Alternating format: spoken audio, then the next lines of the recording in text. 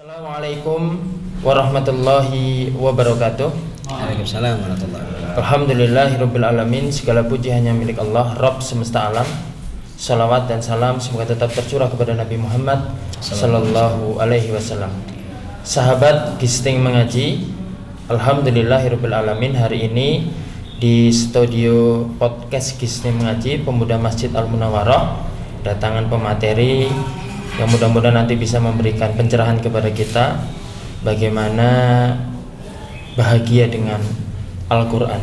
Selamat datang Ustaz di studio podcast Gisting Mengaji yang dikelola oleh Pemuda Masjid Al-Munawwarah. Alhamdulillah, beliau yaitu Ustadz Jumadi LCMHI sudah hadir di studio podcast Mengaji untuk bisa memberikan materi kepada kita. Mungkin untuk awal Ustadz mohon memperkenalkan diri pada jamaah sekalian. Bismillahirrahmanirrahim. Assalamualaikum warahmatullahi wabarakatuh. Ba'da tahmid wa salawat, Bapak Ibu para jamaah yang dirahmati Allah.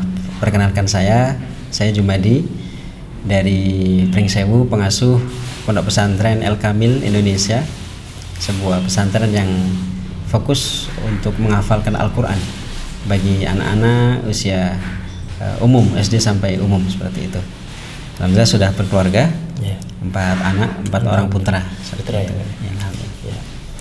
Jadi ini saat kita masuk ke materi.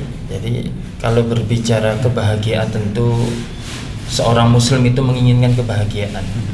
Salah satu dan pasti tidak mungkin melisihi janji Allah Subhanahu wa taala, yaitu berbahagia itu pasti dengan Al-Qur'an. Dan bagaimana seorang muslim ini bisa mewujudkan kebahagiaan itu, tentu dengan Al-Quran itu seperti apa cara mewujudkannya? Ya. Yang pertama memang kita harus tanamkan dalam diri kita rasa cinta kepada Al-Quran. Itu yang pertama. Rasa cinta terhadap Al-Quran. Kepada Al-Quran. Karena dari rasa cinta itu nanti akan semangat untuk belajar, semangat untuk membaca, semangat untuk tadabbur, semangat untuk menghafal dan mengamalkan Al-Quran itu sendiri. Cinta ya. Pertama dari cinta. Kemudian dengan cinta itu kemudian kita akan semakin dekat interaksi kita dengan Al-Quran. Jadi kalau sudah kecintaan pasti akan selalu mendekat kepada Al-Quran. Insya Allah nanti akan terwujud kebahagiaan itu ya. Kebahagiaan. Ya. Semakin dekat dengan Al-Quran, semakin berkah hidupnya, semakin bahagia. Itu udah runtutannya seperti itu ya. Nah, kemudian saat ini tentu membaca dan menghafal Al-Quran ini menjadi satu permasalahan juga di kalangan umat Islam. Tidak sedikit umat Islam yang hari ini belum bisa membaca Al-Quran, apalagi sampai bisa menghafal Al-Quran. Seperti itu. Nah, ini untuk tips menjaga semangat untuk senantiasa istiqomah. Yang pertama istiqomah membaca, kemudian istiqomah juga untuk menghafal Al-Quran. Ini mungkin bisa dibagikan tipsnya. Yang pertama adalah selalu mengingat-ingat tentang janji Allah, stimulan Allah, bahwa di akhirat banyak hadis-hadis yang mengatakan tentang ganjaran atau balasan yang besar bagi para penghafal Quran. Dari penghafal Al-Quran ya. Akan diberikan mahkota, orang tuanya diberikan mahkota, kemudian diberikan baju kehormatan, kemudian akan ditempatkan di tempat yang tertinggi. Ya. Jadi ingat tentang stimulan akhirat. Itu akan janji Allah kepada para penghafal Quran itu akan bisa menjaga ritme istiqomah kita dengan Al-Quran. Karena kalau orientasinya adalah akhirat, maka insya Allah pekerjaan dengan Al-Quran, interaksi dengan Al-Quran akan semakin terjaga dan dimudahkan. Berarti ada ya, ini orientasi dunia ini di kalangan umat Islam tentu ada ya. Pasti ada. Maka dan ini yang naudzubillah yang perlu kita hindari adalah jangan sampai menjadikan aktivitas dengan Al-Quran ada searching atau keinginan dunia. Keinginan dunia. Ya, kalaulah kita mendapatkan dunia dari Al-Quran itu hanya efeknya saja, tapi bukan tujuan. Ya, tujuan kita adalah untuk goyahnya tetap akhirat. Tetap akhirat. Itu menjaga istiqomahan seperti itu. Seperti itu. Nah, kemudian saat di hadis-hadis Rasulullah itu salah satunya yang berkaitan dengan penghafal Al-Quran itu adalah seorang penghafal Al-Quran itu akan diberikan keistimewaan bisa memberikan mahkota kepada orang tuanya. Ini apakah berlaku hanya kepada yang sudah hafal Al-Quran ataukah orang yang berusaha untuk menghafalkan Al-Quran walaupun belum 30 juz dan sebagainya? Iya. Jadi hadis ini diperuntukkan bagi orang yang ahlul Quran.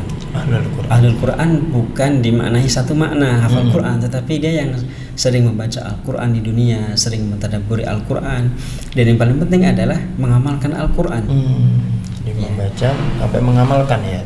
Man qara'a wa amila bihi albasallahu walidayhi tajan yaumil qiyamah. Barang siapa yang ketika di dunia mengamalkan Al-Quran maka Allah akan memakaikan kedua orang tuanya tajan yaumil qiyamah, mahkota pada hari kiamat yang bersinar dan sinarnya lebih ahsan fi buyutid dunya, lebih terang dari sinar matahari ketika di dunia. Jadi keistimewaannya luar biasa. Sampai walaupun orang tuanya tidak bisa membaca Al-Quran. Jadi karena keberkahan anaknya tadi bisa ya. Karena dorongan orang tuanya anaknya bisa ngaji, dorongan orang tuanya mengingatkan anaknya. Sampai orang tuanya buta dengan Al-Quran pun akan mendapatkan fasilitas yang luar biasa dari Allah SWT. Karena anaknya tadi. Jadi luar biasa. Nah, seseorang yang menghafal Al-Quran tentu banyak faktor yang bisa merusak hafalan Quran, bahkan juga menghilangkan hafalan Al-Quran. Nah, ini ada hal-hal apa saja yang bisa merusak hafalan Quran seseorang dan juga menghilangkan hafalan-hafalan seseorang itu apa saja, Ustaz? Ya, yang pertama memang tidak bisa dipungkiri maksiat kepada Allah, itu hal yang nomor bisa. Satu maksiat kepada Allah. Yang kedua tidak menjaga sesuatu yang syubhat atau sesuatu yang haram. Jadi syubhat itu dijaga ya? Sangat penting itu. Kenapa para santri mungkin ya sulit menghafal Quran? Ya mungkin ada hal-hal syubhat yang ia makan. Maka pentingnya orang tua itu betul-betul mensterilkan apa yang ia makan, apa yang anaknya makan, dikonsumsi apa yang ia pakai. Ini pengaruh sekali terhadap hafalan Quran ya. Jadi maksiat, syubhat, makanan apalagi yang haram. Ini akan menghapus semua hafalan kita. Iya. Selain itu mungkin nomor satu jelas kemaksiatan ini bisa menghapuskan ya, bisa menghilangkan Quran, kemudian mengkonsumsi sesuatu yang syubhat. Iya. Yang berikutnya ya melalaikan Al-Quran. Melalaikan Al-Quran itu sendiri. Apa namanya ya? Memang nanti ada kemalasan, ada kejenuhan. Nah, disitulah pertarungannya ada di situ. Kita harus senantiasa menjaga keistiqomahan kita. Kalau kita kalah dengan kemalasan kita, ya akhirnya lama-lama akan meninggalkan Quran. Dan otomatis hilang dengan sendirinya ya. Iya, Al-Quran kalau tidak dibaca, tidak diulang-ulang, akan hilang dengan sendirinya. Jadi penghafal Quran pun akan bisa hilang karena tidak mengulang-ulang bacaan Qurannya tadi. Karena tidak membaca, tidak mempraktekkan hafalannya, itu hilang. Jadi berat juga sebagai penghafal Quran ya. Beratnya ada di situ. Jadi untuk mengulang murojaah tadi. Murojaah itu ya. Kemudian yang terakhir Ustaz, motivasi untuk kepada kami pemuda Masjid Al-Munawwarah yang bergerak untuk bidang dakwah ini dengan berbagai cara ini, mohon motivasinya kepada kami semua pemuda Masjid Al-Munawwarah yang mengelola dakwah ini Ustaz. Ya. Jadi kita para pemuda kembalilah kepada Islam, kembalilah kepada Al-Quran, bahwa kita tanamkan dalam diri kita untuk cinta kepada Al-Quran. Minimal kita tanamkan dari sekarang, saya ingin dekat dengan Al-Quran, saya ingin terus membaca Al-Quran tiap hari, atau kalau bisa saya harus menjadi hafiz Quran entah kapanpun selesainya. Kita harus dekat dengan Al-Quran. Kenapa? Karena sebuah umat tidak akan bisa mencapai kejayaannya kalau tidak kembali kepada Al-Quran. Sumbernya adalah Al-Quran. Ya, baik dengan membacanya, mentadabburinya. Ini tidak ada kata terlambat untuk belajar. Masih ada kesempatan. Sampai kita dipanggil Allah, maka kesempatan masih terus ada. Walaupun sudah 70 tahun, 80 tahun, kesempatan Allah berikan. Dan janji Allah itu dimudahkan. Insyaallah. Apalagi kepada kami pemuda masjid. Pemuda yang Masjid Al-Munawwarah. Mudah-mudahan istiqomah. Istiqomah. Insyaallah. Jazakallah Ustaz atas motivasinya kepada kami semua. Insyaallah. Dan mudah-mudahan ini menjadi wawasan tambahan bagi kita semua untuk meningkatkan motivasi kita untuk bisa membaca, mentadaburi dan mengamalkan Al-Qur'an. Amin.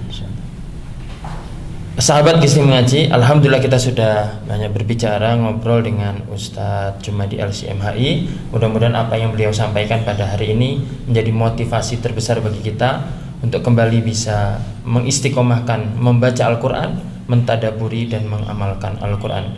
Astaghfirul khairat. Wassalamualaikum warahmatullahi wabarakatuh. Waalaikumsalam warahmatullahi wabarakatuh. Jazakallah.